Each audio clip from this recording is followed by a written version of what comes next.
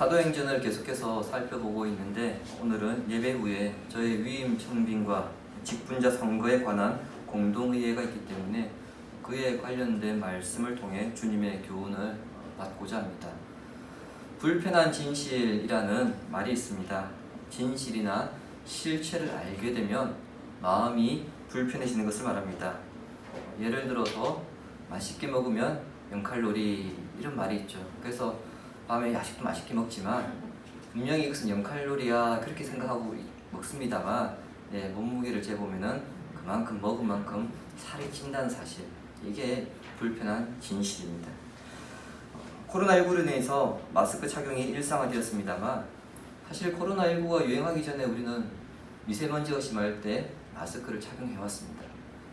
바이러스를 예방하든 또는 미세먼지를 예방하든 이 예방하는 효율을 최대한 높이기 위해서 마스크를 촘촘한 것을 쓰게 되면 어떻게 됩니까? 숨쉬기가 불편해집니다. 이런 것들이 불편한 진실이죠. 교회 안에 직분에도 불편한 진실이 있습니다. 교회가 클수록 직분을 서로 받으려 하고요. 교회가 작을수록 직분을 피하려는 현상이 두드러지게 나타난다는 것, 이게 불편한 진실입니다. 개인의 이름을 드러낸다는 점에서 직분을 서로 받으려 하는 것이고 많은 희생을 해야 되기 때문에 직분을 피하려 하는 것입니다. 이러한 현상은 직분에 대해 오해하기 때문에 나타납니다.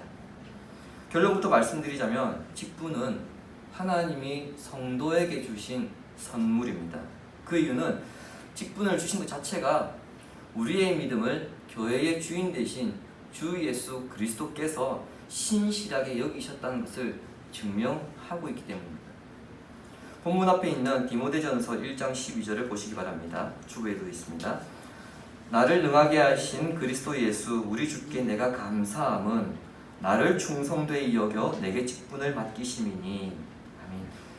충성되다, 이 말은 헬라어 성경에서는 신실하다, 진실하다, 신뢰와 신용이 있다, 이런 뜻입니다. 우리는 우리 자신을 볼 때에 뭔가 조금 부족해 보이고 아직은 아닌 것 같고 지금은 때가 아닌 것 같아서 거절합니다. 하지만 주님은 내가 너에게 이 일을 맡기기에 괜찮겠다, 잘하겠다, 믿을 수 있다, 이런 계산이 서기 때문에 직분을 맡기신다는 것입니다.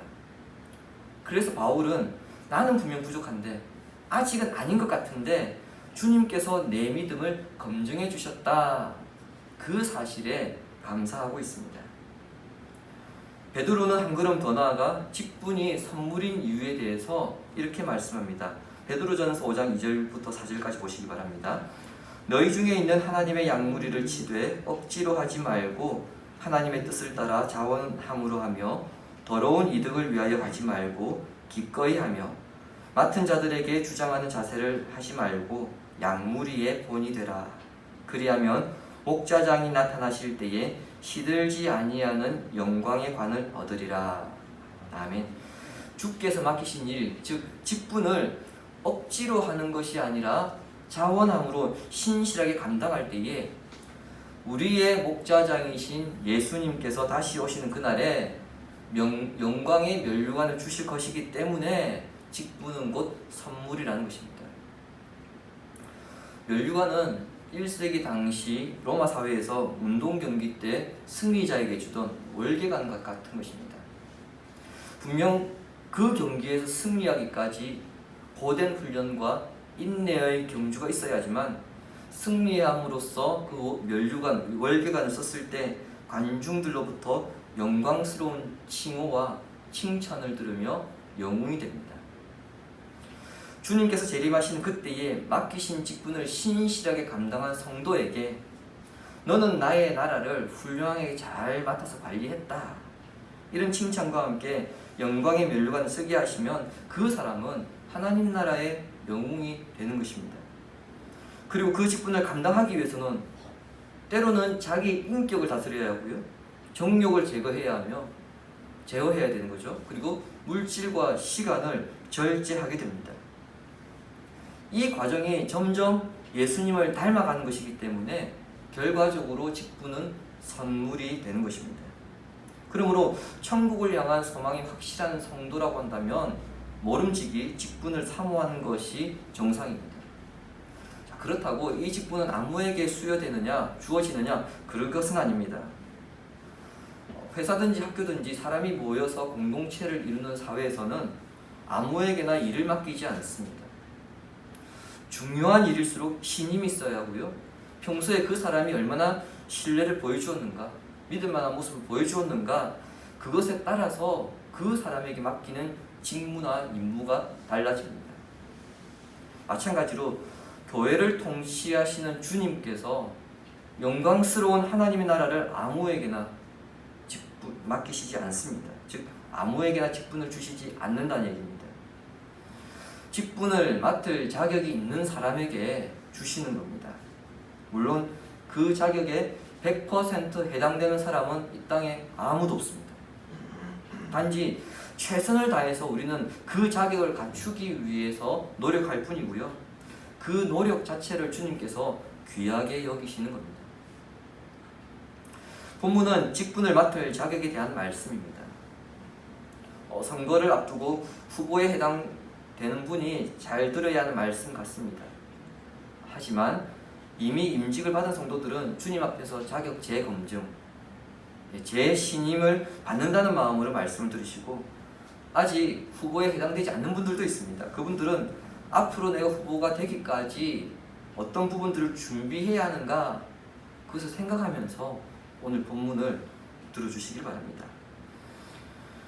본문이 기록된 디모데전서는 디모데후서와 그리고 디도서와 함께 목회서신으로 그렇게 불립니다. 목회서신이란 목회 현장에서 수고하는 동역자들에게 목회를 하면서 필요한 것들을 전달하기 위해 바울이 기록한 서신입니다. 디모데전서는 그 이름에서 드러나듯이 바울이 디모데에게 쓴 편지입니다. 그 가운데 오늘 본문이 기록된 3장은 직분의 자격에 대해서 말씀하고 있습니다. 우리가 읽지는 않았지만 1절부터 8절까지는 감독의 자격에 대해서 언급하고 있습니다. 그리고 본문 8절은 이렇게 시작합니다. 이와 같이 집사들도, 그 뒤에 보면은 어떻게 하지 말고 뭐 하고 이런 이야기들이 쭉 열거되어 있지만 중요한 것은 이와 같이입니다. 이는 앞에 있는 오늘날의 목사와 장로 등 교회를 돌보는 자에 해당되는 감독과 같이 이런 말이죠. 요즘 시대가 변해서 목회자에 대한 인식이 많이 낮아졌다고 하지만 그것은 세상의 관점에서 교회를 바라보는 것이고요. 제가 보기에 여전히 교회 안에서는 성도들이 목회자를 바라보는 인식이 여전히 높은 편입니다. 여기에는 그 배경이 있습니다. 목회자들 스스로 주의 종이라는 표현을 사용함으로써 평신도와 어느 정도의 거리를 두려는 모습들이 있고요. 성도들 역시 목회자를 직분에 대한 존중함이나 존경함보다는 목회자라고 하는 그 사람 자체를 아예 높이려는 그런 경향이 있습니다. 종이라고 하는 것은 자기 자신을 낮추는 표현이거든요.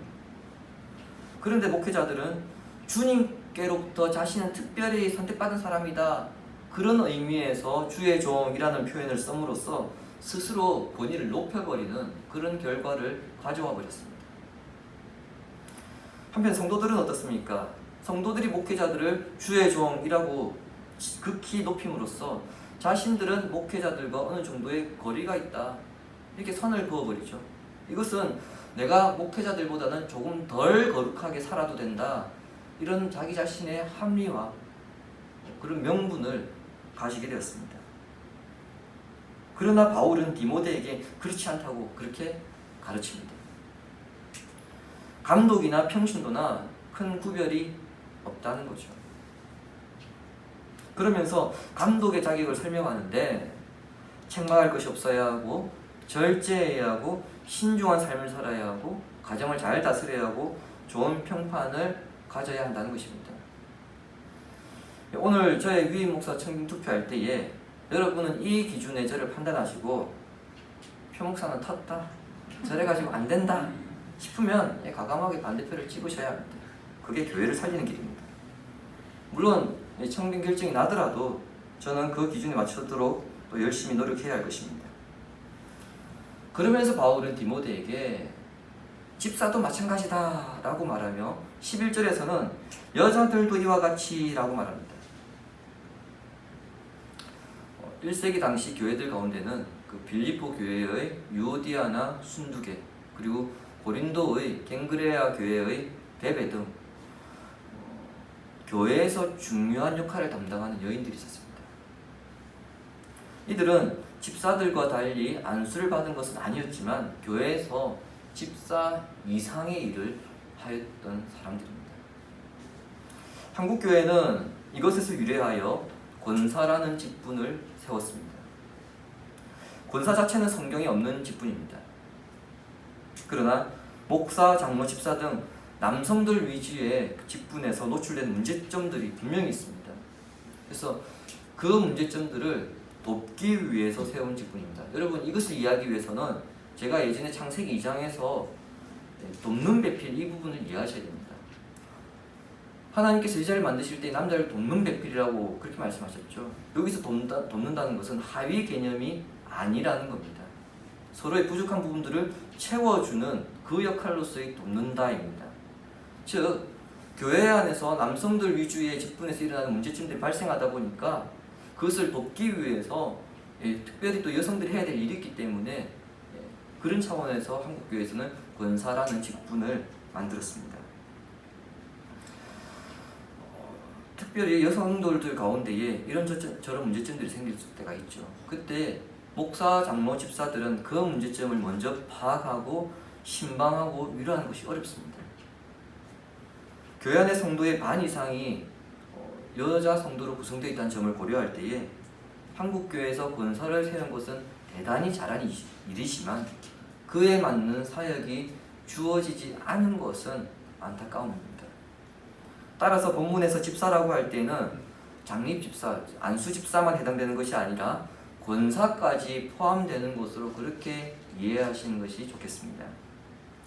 오늘 본문에서 디모데는 직분의 자격 조건으로 목사에게만 높은 자격을 요구하고 집사나 권사에게는 상대적으로 낮은 자격을 요구한 것이 아닙니다. 8절과 9절, 10절과 11절에 보시면 그 기준이 감독에 해당되는 목사, 장로의 기준과 크게 다르지 않습니다. 왜 집사에게 감독의 수준의 그러한 기준을 요구하느냐?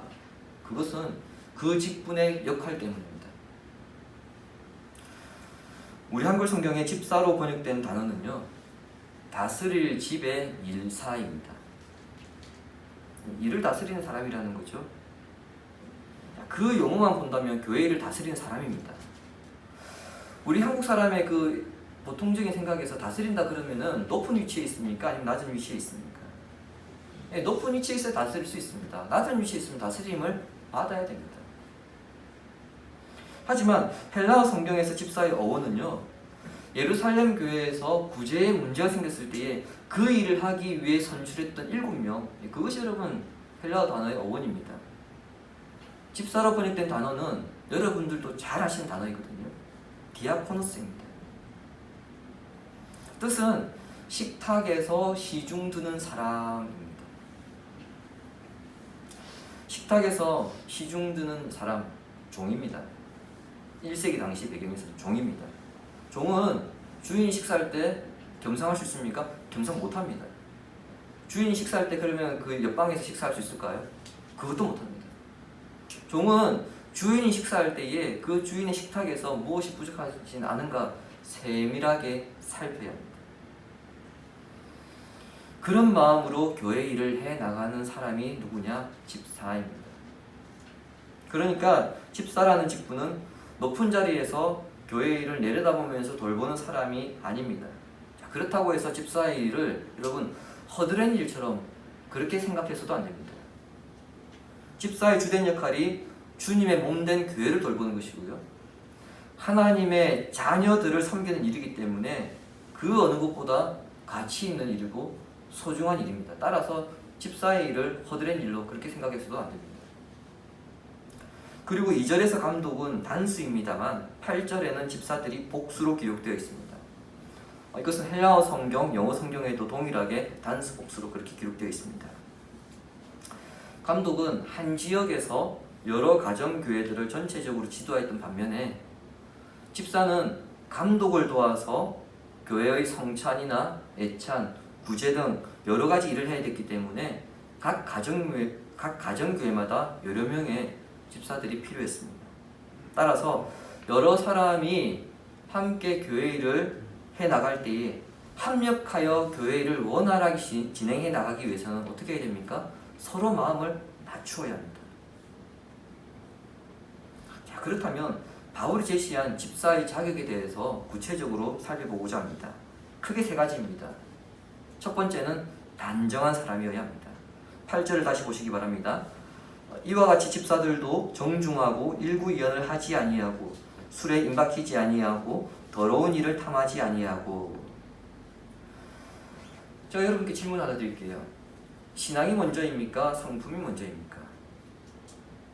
난감하죠. 굉장히 어려운 질문이죠. 교회 안에서 이렇게 질문한다면 서슴없이 이렇게 대답합니다. 신앙이 먼저입니다. 이렇게 대묻습니다. 바울은 사람을 세울 때에 신앙도 중요하지만 도덕적인 기준, 성품이 더 중요하다고 디모데에게 권면하고 있습니다. 그래서 여러분, 집사의 자격을 이야기할 때 8절에서 도덕적인 기준을 먼저 이야기합니다. 만약 신앙적인 기준이 더 중요했다면 바울은 집사의 자격 기준 첫 번째로 신앙적인 이야기를 먼저 꺼냈을 겁니다. 자, 이 기준은 구체적으로 한 입으로 두말하거나 사실을 왜곡하거나 과장하지 않는, 즉 이것을 일구이연이라고 지금 표현하고 있거든요. 일구이연 하지 마라. 그리고 또 그 다음에는 자기 자신을 통제해라 이렇게 말합니다. 이것을 본문에서는 술에 임박히지 말라 이렇게 기록하고 있거든요. 오늘날 표현으로는 알코올 중독에 빠지지 말라입니다. 여러분, 이것을 문자적으로 받아들여서 교인들이 나는 알코올 중독자는 아니야, 그래서 굉장히 마음 편하게 생각하시는 분들이 있는데 이것은 그 당시 배경에서 생각해야 됩니다. 제가 늘 말씀드리지만 성경을 읽을 때는 1차적으로는 성경 기록자가 그 당시 문화적 배경에서 무엇을 말하고자 하는 것을 먼저 파악을 해야 됩니다. 1세기 당시 로마 제국 사람들은요, 그 당시에는 별다른 취미가 없었습니다. 그 사람들 하루 일과 마치면은 그냥 포도주 마시고 그렇게 노는 게 그 사람들 문화였습니다. 즉 술에 취해 있는 사람들이 많았겠죠. 취미 활동은 딱히 없고요. 그러므로 알코올 중독에 빠지지 마라, 이 말은 오늘날에는 어떻습니까? 알코올 중독뿐만 아니라 다른 중독도 해당됩니다. 불건전한 취미생활 및 불건전한 중독에 빠지지 말라, 그것을 의미합니다. 도덕적인 자격에서 마지막은 더러운 일을 탐하지 않는 것으로, 더러운 일을 탐하지 않는다 이러니까 여러분, 더러운 사람을 탐하지 않는다 이렇게 생각하시는 경향이 있거든요. 여기서 더러운 이라고 하는 것은 사람을 말하는 것이 아니고 부끄러운 이익, 수치스러운 이익을 말합니다. 부당한 이익을 말하는 것이죠. 돈을 많이 벌지 말라는 것이 아닙니다. 정당하지 않은 방법으로 자신의 이익을 챙기는데 혈안이 되어서는 안 된다는 것을 의미합니다. 대단히 중요한 이야기죠. 왜입니까? 집사는 교회 안에서 특별히 이웃의 마음을 헤아리고 구제에 관한 직무를 담당해야 하기 때문에 부당한 이익에 눈이 멀어버릴 경우 소위 헌금사고가 일어나는 것은 시간 문제입니다. 따라서 더러운 일을 탐하지 않는 것은 그 직무를 수행함에 있어서 필수적인 자격 조건이라 할 수 있습니다. 집사의 두 번째 자격은 9절에 기록되어 있습니다. 깨끗한 양심에 믿음의 비밀을 가진 자라야 할지니. 집사의 자격 두 번째 기준이 바로 신앙적인 기준입니다. 첫 번째가 도덕적인 기준이었죠. 두 번째는 신앙적인 기준입니다. 깨끗한 양심을 가지라고 하는 것인데, 깨끗한 양심은요, 진리를 삶에서 실행하는 것을 말합니다. 진리를 삶에서 실행하는 것, 이것이 깨끗한 양심입니다. 진리는 무엇입니까? 성경에 기록된 말씀이죠. 그러니까 성경에 기록된 말씀을 삶에서 실천하여서 하나님 앞에서 부끄러운 삶이 없도록 사는 사람이 집사로서 영적 자격이 있다. 바울은 디모데에게 그렇게 가르치고 있습니다. 그런데 바울은 여기에 전제를 답니다. 깨끗한 양심은 믿음의 비밀을 가져야 한다. 이것은 믿음의 비밀 그 위에서 깨끗한 양심이 실행되어야 한다는 것을 의미하는데, 여기서 말하는 믿음의 비밀이란 그리스도를 통해 가지게 되는 구원의 확신입니다. 믿음의 비밀은요, 진액이 없는 마른 나무와 같습니다. 무슨 의미냐? 나뭇가지가 뿌리와 줄기로부터 진액을 받을 때에 가지가 튼튼해지고 잎이 무성해지고 열매를 맺게 됩니다. 깨끗한 양심이 지속되기 위해서는 그리스도를 통한 구원에 대한 확신, 그리고 영원한 나라에 대한 소망이 있어야 한다는 의미입니다. 만약에 구원에 대한 확신이나 영원한 나라에 대한 소망이 없게 된다면요, 진리를 삶에서 실행하다가 중간에 포기해버립니다. 귀찮아서 포기하게 되고, 불편해서 포기하게 되고, 이렇게 했더니 내가 손해보는 게 너무 많더라, 그래서 포기하게 되고, 점점 포기하게 됩니다. 그래서 믿음의 삶을 지속적으로 살기 위해서는 그 삶이 중도에 포기되지 않는 구원에 대한 확신과 그리고 영원한 나라, 즉 천국에 대한 소망이 있어야지 믿음의 실행을 지속적으로 해나갈 수 있는 것입니다. 세 번째 자격은 가정을 잘 다스리는 것입니다. 12절을 보시기 바랍니다. 집사들은 한 아내의 남편이 되어 자녀와 자기 집을 잘 다스리는 자일지니. 이 조건은 남자 집사에게만 주어졌죠. 이것은 당시 사회에서 가정의 분위기가 절대적으로 남자에게 달려 있었기 때문입니다. 로마 제국 당시 사회 분위기가 어떻느냐? 아내가 참 10개월간 고생을 해서 출산을 했습니다. 근데 태어났는데 딸이 태어나잖아요. 그럼 어떤 일이 벌어졌을까요? 그 딸을 죽이거나 내다 버리거나 심지어 포주에게 팔아버리는 일들이 비일비재했습니다. 아내의 의사 필요 없습니다. 그냥 가장이 남자가 결정해버리면 그렇게 할 수 있었습니다. 그런 사회에서는 아내가 자녀와 가정을 잘 다스린다는 것, 여러분, 이것은 쉽지 않은 일이죠. 따라서 바울은 그 시대적인 배경에서 남자들은 가정을 잘 다스려야 된다, 이렇게 이야기한 겁니다. 하지만 오늘날 대부분의 가정은 어떻습니까? 여러분 가정도 비슷하지 않겠나 싶습니다. 집안 분위기는 남자에게 달려 있습니까? 여자에게 달려 있습니까? 예, 답이 바로 나오죠. 예, 남자 집사님들 말씀 안 하셨는데 암묵적인 동의가 아닐까 싶습니다. 아내에게 달려 있다고 해도 과언이 아닌 시대입니다만, 그럼에도 불구하고 결정적인 순간에는 남자의 목소리가 커지는 것이 아직까지 우리 사회의 모습입니다. 그러므로 부부가 함께 책임감을 가지고 집안을 잘 다스려야 합니다. 교회 안에서는 아름다운 모습만 보여주다 보니까 다들 별 문제 없어 보입니다. 하지만 집안 속속들이 들여다보면은 이런저런 문제로 신음하는 성도들 많습니다. 분명 한 지붕 아래 같이 살고 있습니다. 한 지붕 아래 가족이란 이름으로 모두가 함께 살고 있지만 마음이 따로이다 보니까 나타나는 문제점들이 생기는데, 가장 먼저 부부가 마음을 같이 하고 다음으로 부모와 자녀가 마음을 같이 함으로써 가정을 잘 다스리라는 겁니다. 이렇게 볼 때에 집사와 권사 및 그 후보자들은 직분자로서 교회를 섬기기 이전에 인간관계의 가장 기본 공동체인 가정에서 마음을 같이 하는 훈련을 하게 되는 것입니다.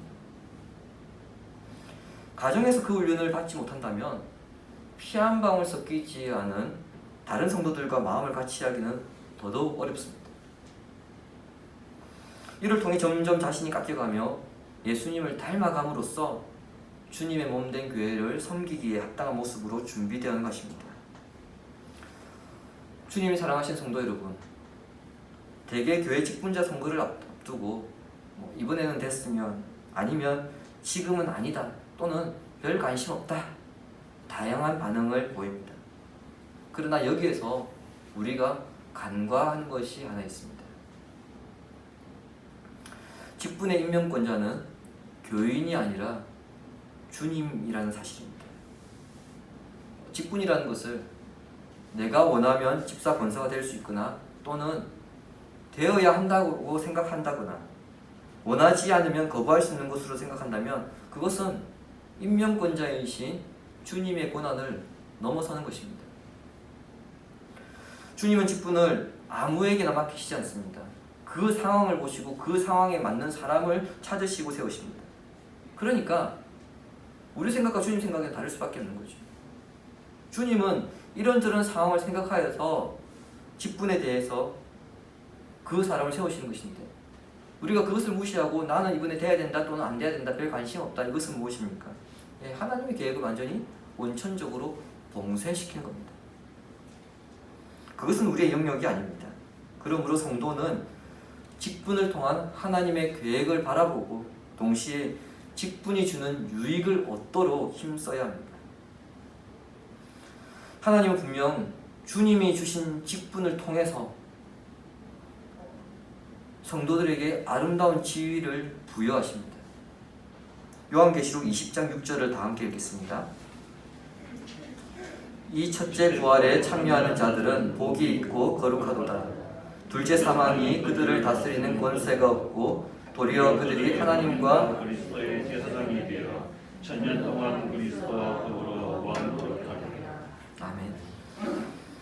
이미 직분을 받은 성도는 또는 그 직분을 받을 기회 앞에 있는 성도들은 천상왕이신 주님께서 맡기신 직분과 그 자격에 합당하도록 노력하며 살아갈 때에 주께서 그리스도의 제사장으로 삼으시고 왕노릇하게 하시는 복을 누릴 수 있습니다. 그러므로 이미 받은 직분에 대한 영광스러움과 그리고 앞으로 받을 직분을 사모하는 성도가 되기를 바랍니다. 혹 내 생각과 다르게 피택이 될 수도 있고 또 안 될 수도 있습니다. 이것은 인기투표가 아닙니다. 한국교회 교인들이 착각하는 것이 이것을 인기투표라고 착각하는데 결코 인기투표가 아닙니다. 따라서 그 결과에 상심하지 마시고 하나님의 때를 기다려야 하는 것으로 그렇게 생각하시면 됩니다. 아직은 이 상황에 우리 교회 이 상황에 아직은 내 때가 아니구나.